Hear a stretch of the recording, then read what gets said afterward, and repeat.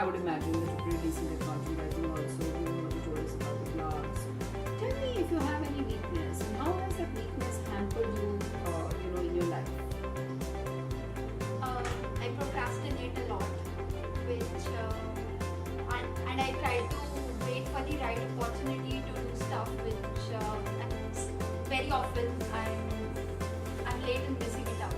Like for example, I was always interested in theatre, and I love being in front of the camera on the stage, and I even studied music for 6 years, but I dropped out at the last level outside of MBA in music.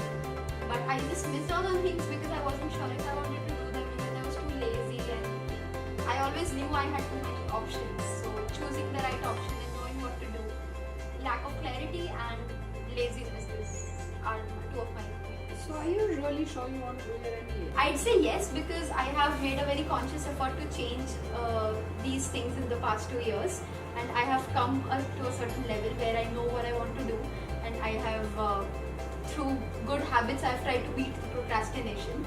So I think this is the right time to do that. So tell me, what do you see yourself doing 3-4 years after doing your MBA, and what do you see yourself doing 15 years after doing your MBA?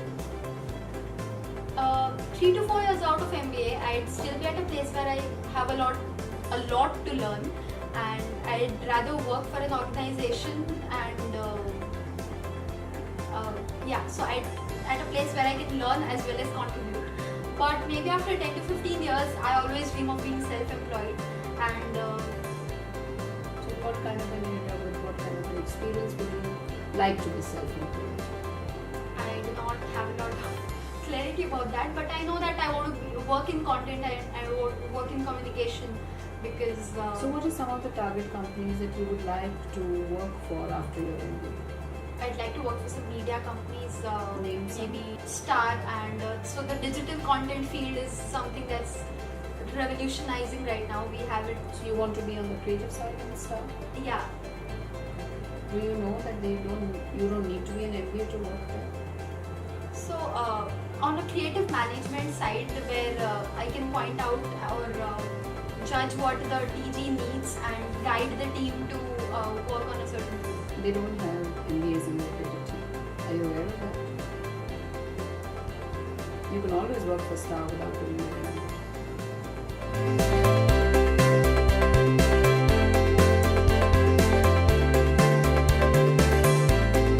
So very interesting. I think he did an excellent job of managing the question on weakness, about procrastination and so on and so forth. There are many traps that get built into the procrastination question.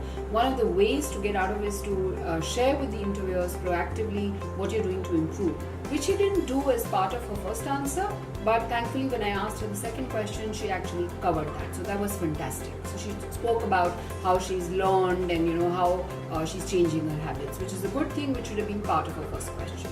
Now let's talk about the interview make or break question, which is why do you want to do your MBA, or what are your career goals? And there's a link back to me sharing what are the kind of things that you should be saying over here.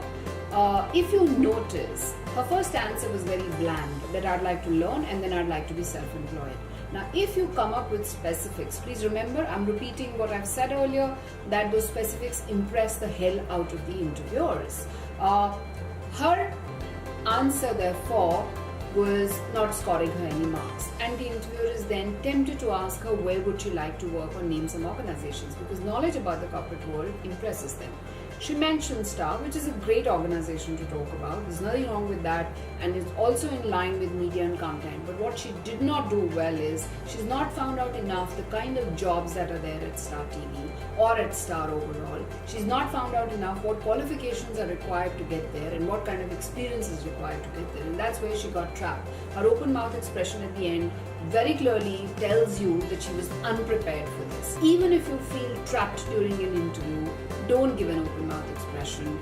Try and recover from that, which is what she did the first time. She did the recovery from her weakness this question really well, but she did not do the recovery from the second question on the career because she realized that she made a mistake. Remember, it's probably a 15 to 20 minute long interview. Even if you make a mistake in the middle, don't get disheartened, don't get discouraged, because there will be enough other people who may also not be doing such a great job for answering the same question during the interviews. Of course, be well prepared, and secondly, move on during the interview. Don't go back and keep on thinking about the mistake that you've made. Remember that. Be well prepared, but if you end up making a mistake, don't think about it during the interview. Move on.